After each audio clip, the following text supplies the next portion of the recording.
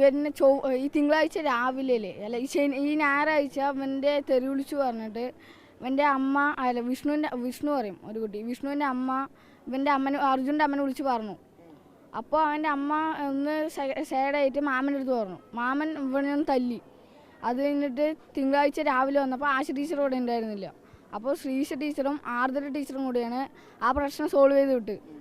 അത് കഴിഞ്ഞിട്ട് ചൊവ്വാഴ്ച രാവിലെ വന്നിട്ട് ആശ ടീച്ചർ ഇവനെയും ഋതുൽവി കണ്ണൻ അവനെ ചെറിയിട്ട് തല്ലി, ഋതുൽവി കണ്ണൻ്റെ. അത് കഴിഞ്ഞിട്ട് അർജുൻ്റെ ചെവിയിൽ പിടിച്ച് തിരിച്ചു. അവൻ കൈയൊക്കെ അത് കഴിഞ്ഞിട്ട് വിറയ്ക്കാൻ തുടങ്ങി.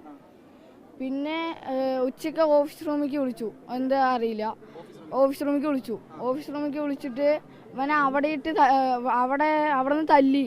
ആ ലിസി ടീച്ചറും HM-ആയ ലിസി ടീച്ചറും ആശ ടീച്ചറും കൂടി ആ. അത് കഴിഞ്ഞിട്ട് ഇന്നലെ 6 മണിയാകുമ്പോൾ ഞാൻ ഹോസ്പിറ്റലിൽ പോയിട്ടുണ്ടായിരുന്നു.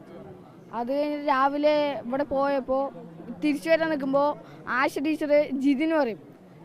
ജിതിനെ വിളിച്ചിട്ട് ഇങ്ങനെ ഇത് ഞാൻ അവനെ ഒന്നും ചെയ്തിട്ടില്ല, ഞാൻ അവനെ വെറുതെ ചീത്ത പറഞ്ഞിട്ടുള്ളൂ, മാമനാണ് അവനെ തല്ലിയത് പറഞ്ഞിട്ട് പറയാൻ പറഞ്ഞു ജിതിൻ്റെ അടുത്ത്, വേറെ ജിതിൻ. അതാണ് എനിക്കറിയുന്നത്. സൈബർ സെല്ലിൽ വിളിച്ചു. അത് കഴിഞ്ഞിട്ട് ഞങ്ങളുടെ മുന്നിൽ ഫോണിൽ വിളിച്ചു.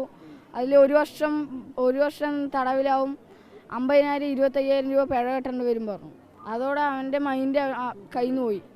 അവൻ പിന്നെ ഉച്ചയ്ക്ക് ശേഷമാണ് അവൻ എൻ്റെ അടുത്ത് പറയാൻ തുടങ്ങിയത്, ഇങ്ങനെ ഞാൻ മരിക്കും, പോകുമ്പോൾ അവനെ കെട്ടിപ്പിടിച്ചിട്ട് ഇത് ലാസ്റ്റാണ്, ഞാൻ എനിക്കൊരു ഫോൺ പറഞ്ഞു, ഇത് ലാസ്റ്റാണ് ശരി പറഞ്ഞിട്ട് കെട്ടിപ്പിടിച്ചിട്ട് പോയത്.